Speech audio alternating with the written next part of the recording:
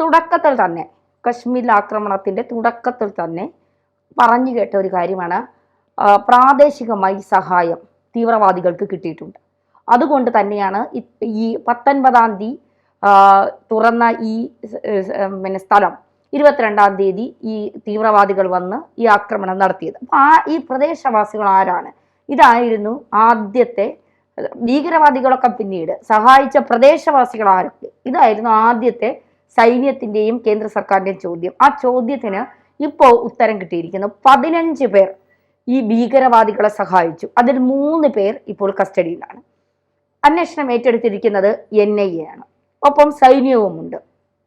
അപ്പോൾ കൂടെ ഇരുന്ന് നമ്മളെ ചതിക്കുന്നത് പാകിസ്ഥാൻ സ്നേഹികളായ കശ്മീരികളാണ് എന്നതാണ് ഇതിലൂടെ നമുക്ക് മനസ്സിലാക്കാൻ സാധിക്കുന്നത്. അങ്ങനെ നമ്മുടെ കൂടെ ഇരുന്ന് നമ്മുടെ തലയറക്കുന്നവന്മാരെ വെറുതെ വിടാൻ കഴിയുമോ?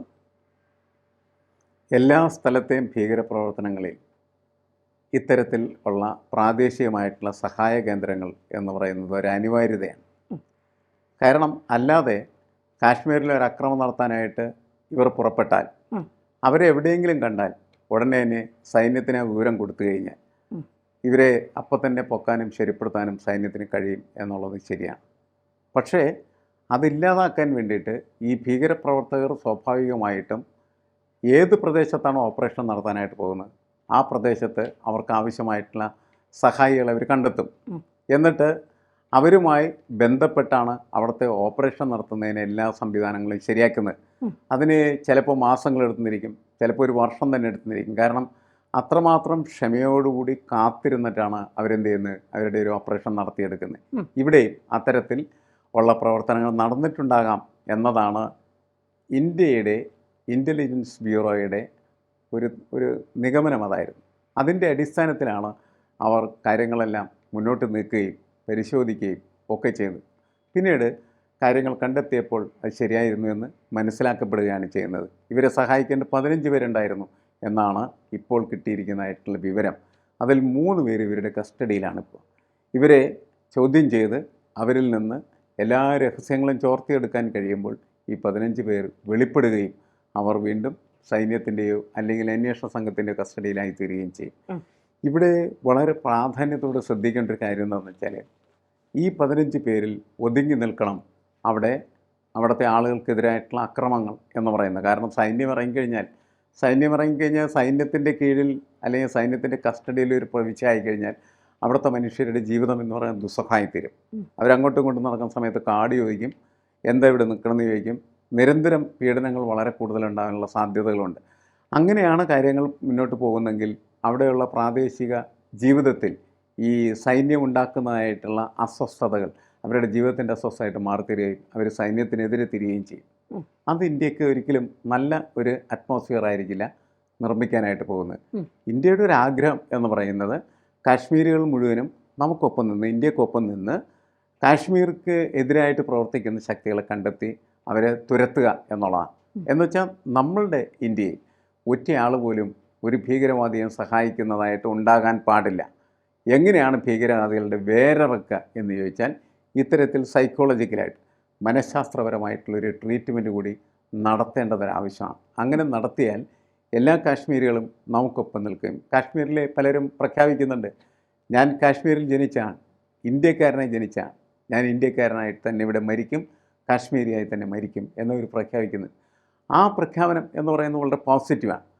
അവർ രാഷ്ട്രത്തോടുള്ള സ്നേഹം അവർ ശക്തമായിട്ടുള്ള രീതിയിൽ പ്രഖ്യാപിക്കുകയും പ്രകടമാക്കുകയും ചെയ്യുന്നുണ്ട്. അത് വളർത്തുകയും മുന്നോട്ട് കൊണ്ടുപോവുകയും ചെയ്യുക എന്ന് പറയുന്നത് സൈന്യത്തെ സംബന്ധിച്ചിടത്തോളം വളരെ ദുഷ്കരമാണ്. കാരണം ഒരുപാട് ഏതാണ്ട് 1500 ആളുകളെ പെട്ടെന്ന് അറസ്റ്റ് ചെയ്യേണ്ടി വന്നു. ആ സഹായിച്ച ആളുകൾ ആരാണെന്ന് കണ്ടെത്തുന്നതിന് വേണ്ടി. ഈ 1500 ആളുകളെയും ചോദ്യം ചെയ്യുമ്പോൾ ചിലപ്പോൾ അവർക്ക് ഉപദ്രവങ്ങളൊക്കെ ഏൽക്കാം. അങ്ങനെ ഉപദ്രവങ്ങൾ ഏറ്റു കഴിഞ്ഞാൽ അവരുടനെ നമ്മുടെ ശത്രുവായിട്ട് മാറും. അത് പാടില്ല. അത് ഈ ട്രീറ്റ് ചെയ്യുന്ന കാര്യത്തിൽ സൈന്യവും അതേപോലെ അന്വേഷണ ഉദ്യോഗസ്ഥരും എടുക്കേണ്ട മുൻകരുതലാണ്. വളരെ കൃത്യമായ സംയമനത്തോടു കൂടിയ ക്ഷമയോടും അതേപോലെ തന്നെ കരുതലോടും കൂടി ഇവരെ ഹാൻഡിൽ ചെയ്താൽ ശത്രുവാർ മിത്രമാർ എന്ന് എളുപ്പത്തിൽ നമുക്ക് എന്ത് ചെയ്യാൻ പറ്റും, മനസ്സിലാക്കിയെടുക്കാൻ പറ്റും. ശത്രുക്കളെ നിഗ്രഹിക്കുകയും മിത്രങ്ങളെ ചേർത്ത് പിടിക്കുകയും ചെയ്യുന്ന ഒരു സമീപനം ഇന്ത്യൻ പട്ടാളം കാശ്മീരിൽ തുടരേണ്ടതൊരാവശ്യമാണ്. ആ ഒരു സന്ദേശം കൂടി യഥാർത്ഥത്തിൽ ഇവിടെ ഇതിനിടയിൽ ഉണ്ട് എന്നുള്ള കാര്യം ശ്രദ്ധേയമായ കാര്യമാണ്. മിക്കവാറും അങ്ങനെ ആയിരിക്കാം ഈ അന്വേഷണ സംഘവും അതുപോലെ പട്ടാളവും അവിടെ പെരുമാറുക എന്നാണ് എനിക്ക് തോന്നുന്നത്. കാരണം ഇതൊരു വലിയ പ്രോസസ്സാണ്. ശരിയായിട്ടുള്ള രീതിയിൽ കാശ്മീരിനെ ഇന്ത്യയുടെ ഒപ്പം നിൽക്കുകയും എല്ലാവരും ഇന്ത്യക്കാരാക്കി മാറ്റുകയും ഇന്ത്യൻ ദേശീയത എന്ന് പറയുന്നത് അവരുടെ തന്നെ ദേശീയതയ്ക്ക് മാറ്റിയെടുക്കാനായിട്ട് കഴിയുകയും ചെയ്യുന്നത്. അത്ര വലിയൊരു വിജയം ഉണ്ടാക്കാൻ കഴിഞ്ഞാൽ ഈ ഓപ്പറേഷൻസ് എല്ലാം എന്തായിരിക്കും വളരെ വിജയകരമായി തീരും എന്നാണ് എനിക്ക് തോന്നുന്നത്.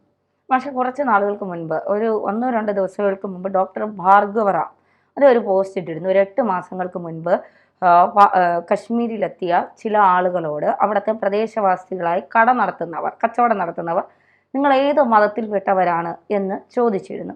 പല കടകളിലും പോയപ്പോൾ അത്തരം അനുഭവം ഇവിടെ നിന്ന് പോയി ഇവർക്കുണ്ടായി എന്നാണ് പറഞ്ഞത്. അന്നത് വലിയ കാര്യമായി എടുത്തില്ല.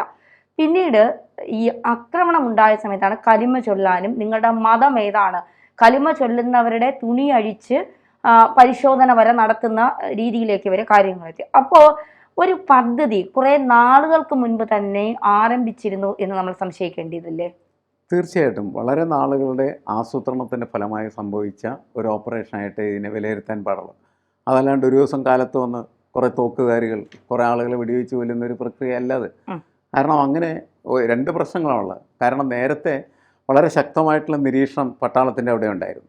വളരെ സമാധാനവും ശാന്തവുമായി മാറിത്തീർന്നു എന്ന് കരുതപ്പെട്ട സാഹചര്യത്തിലാണ് അവിടെ പട്ടാളത്തിൻ്റെ ജാഗ്രത കുറയ്ക്കുന്നത്, അല്ലെങ്കിൽ പട്ടാളത്തിന് അവിടെ നിന്ന് പിൻവലിക്കുന്നത്. അങ്ങനെയാണ്. അങ്ങനെ പിൻവലിക്കപ്പെട്ട ഇവർക്കറിയാം, ഈ ആസൂത്രണം നടത്തുന്ന ആളുകൾക്കറിയാം, ഏറ്റവും സന്തോഷകരവും ആഹ്ലാദകരവുമായിട്ടുള്ള രീതിയിൽ ഇവിടുത്തെ പരിപാടികളെല്ലാം മുന്നോട്ട് പോയിക്കൊണ്ടിരിക്കുന്ന സമയത്ത് ഒരേ സംശയവും ആർക്കും തോന്നില്ല. അങ്ങനെ സംശയം തോന്നാത്തൊരു സാഹചര്യം വരുന്ന ദിവസത്തിൽ അടിക്കാം എന്നാണ് അവർ വിചാരിച്ചിരുന്നത്. അപ്പം നിരവധി മാസങ്ങളായി കാണും ഈ ഓപ്പറേഷൻ ആവശ്യമായിട്ടുള്ള പ്രവർത്തനങ്ങൾ അവർ തുടങ്ങിയിട്ട്.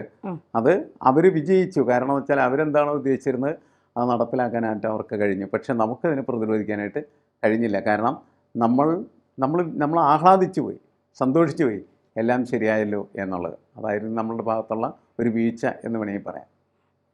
ഒരു കാരണവശാലും അവിടെ അങ്ങനത്തെ ഒരു മനസ്ഥിതി പാടില്ല എന്നാണ് ഇപ്പോഴത്തെ പാഠം. അതാണ് കാശ്മീരിൽ ഒരിക്കൽ പോലും നമ്മുടെ കണ്ണ് എടുക്കാൻ പാടില്ല. എപ്പോഴും നമ്മുടെ നിരീക്ഷണ കണ്ണുകൾ എല്ലായിടത്തും ഏത് സമയത്തും ഉണ്ടായിരിക്കണം. എങ്കിൽ മാത്രമാണ് എത്ര കാലം കഴിഞ്ഞാലും അവിടുത്തെ പ്രശ്നങ്ങൾ പരിഹരിക്കാനായിട്ട് പറ്റുന്ന രീതിയിലേക്ക് നമുക്ക് മുന്നോട്ട് പോകാനായിട്ട് കഴിയുള്ളൂ. ഇതൊരു പാഠം കൂടിയാണ് എന്നാണ് ഞാൻ മനസ്സിലാക്കുന്നത്. സർവ്വസമയം ജാഗ്രതയോടെ മാത്രമേ കാശ്മീരിനെ കാണാൻ പാടുള്ളൂ. അവിടെ ഒരിക്കലും ഒരു വിശ്രമത്തിൻ്റേതായിട്ടുള്ള അവസ്ഥക്ക് പ്രസക്തിയില്ല എന്നുള്ളതാണ്. ഒരിക്കലും പട്ടാളത്തിൻ്റെ കാവൽ എന്ന് പറയുന്നത് അവിടെ പിൻവലിക്കപ്പെടാൻ പാടില്ല എന്നുള്ളതാണ്. നമ്മളപ്പോൾ വിശ്വസിക്കണം കൂടെയുള്ള കശ്മീരിലെ പാകിസ്ഥാൻ സ്നേഹികൾ ഏത് നിമിഷം വേണമെങ്കിലും നമുക്ക് പണി തരാമെന്നല്ലേ? ഏത് സമയവും അവർ നമുക്ക് പണി തരാനുള്ള സാധ്യതയുണ്ട്. കാരണം ഏതു സമയം കാശ്മീരികളെ അവർക്ക് മാനസികമായി അവരുടെ ഒപ്പം നിർത്താനായിട്ട് എന്തെങ്കിലുമൊക്കെ കാരണങ്ങളുണ്ടാകും. ആ കാരണങ്ങളൊക്കെ പതുക്കെ അവൻ്റെ മനസ്സിൽ കുത്തിവെച്ച് അവനെ ഇന്ത്യയുടെ ശത്രുവായിട്ട് മാറ്റി തീർക്കുകയും പിന്നീട് ഇന്ത്യക്കെതിരായിട്ടുള്ള ഒരു ഉപകരണമായിട്ട് ഉപയോഗിക്കുകയും ചെയ്യാൻ കഴിയും എന്നവർ വിശ്വസിക്കുന്നു. അവരത് നടപ്പിലാക്കിക്കൊണ്ടിരിക്കുന്നു. അതുകൊണ്ട് നമ്മളെപ്പോഴും ജാഗ്രതയോടെ മാത്രമേ അവിടെ നോക്കാൻ പാടുള്ളൂ. ഇവിടെ നിന്ന് ഏത് സമയത്ത് വേണമെങ്കിലും ആര് വേണമെങ്കിലും ഇന്ത്യക്കെതിരായി പ്രവർത്തിക്കുന്ന ഒരു ചാരനായി മാറാം എന്ന ഒരു കാഴ്ചയോടുകൂടി മാത്രമേ അവരെ നോക്കിയിട്ട് കാര്യമുള്ളൂ.